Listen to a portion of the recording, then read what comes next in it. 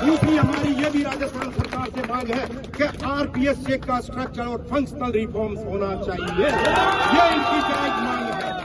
तो इन सब चीजों के लिए प्रदेश गौरव सेनानी एसोसिएशन फर्स्ट दिन से इनके साथ थे और आज हम इसी वजह से यहाँ आए हैं इन बच्चों का मोरल बढ़ाने के लिए कि सरकार या तो इनकी बात सुने, नहीं तो अगर हमें भी रोड पे आना पड़ा तो प्रदेश गौरव सेनानी एसोसिएशन के पीछे नहीं हटेगी। मुझे ध्यान है, मुझे इन वेटरन का जो राजवीर यहाँ बैठा है या ये और बहनें और भाई बच्चे यहाँ बैठे हैं, इनके स्वास्थ्य का हमें पूरी तरह से संजीदगी से मैं ये बात कहना चाहता हूँ कि सरकार को इन बच्चों को इतना मौका देना ही नहीं चाहिए था।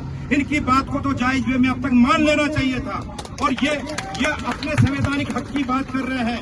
एक डेमोक्रेटिक कंट्री में अगर सही ढंग से गांधीवादी तरीके से ये अपनी बात कहना चाह रहे हैं तो इससे बढ़िया और तरीका क्या हो सकता है।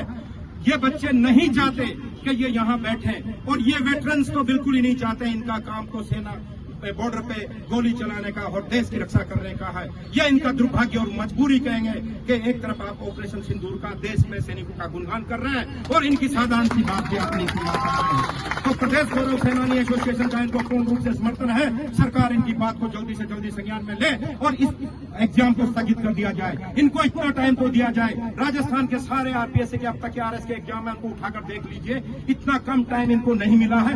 अगर आप आरपीएससी का रिफॉर्म्स कर देते और यूपीएससी के पैटर्न पर अगर आप कैलेंडर जारी कर देते तो क्या जरूरत थी इनको यहाँ पे करने की। अगर इस एग्जाम का इनको 1.5 साल पहले से पता होता कि मेंस के एग्जाम 3 को होंगे तो ये अपना लिमिटेड टाइम जो प्री के एग्जाम में देते और बाकी जो मेन एग्जाम्स के लिए कर लेते। लेकिन इनके साथ अन्याय हुआ, इनको 3 महीने का टाइम मिला है। तो सरकार इस बात को बिल्कुल मतलब धैर्य से इनकी बात सुने और सरकार की ये प्राइम ड्यूटी भी बनती है कि वो इनकी बात को सुने और इस एग्जाम को स्थगित किया जाए। मैं इतना ही कहना चाहता हूँ। जय हिंद भारत।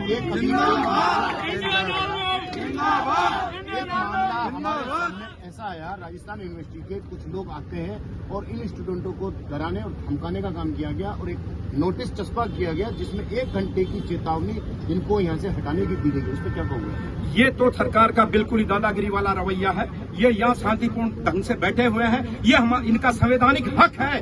ये अपनी मांग संवैधानिक हक के मुताबिक मांग सकते हैं। उसमें ये क्या गुनाह कर रहे हैं? नहीं, इन्होंने तोड़फोड़ की है। ये यहाँ पर बैठे हैं। इनको कोई डराया धमकाया अगर जाता है, कोई भी संस्था ऐसा करती है, वो तो संविधान के खिलाफ है और हमारे संवैधानिक अधिकारों का हनन है।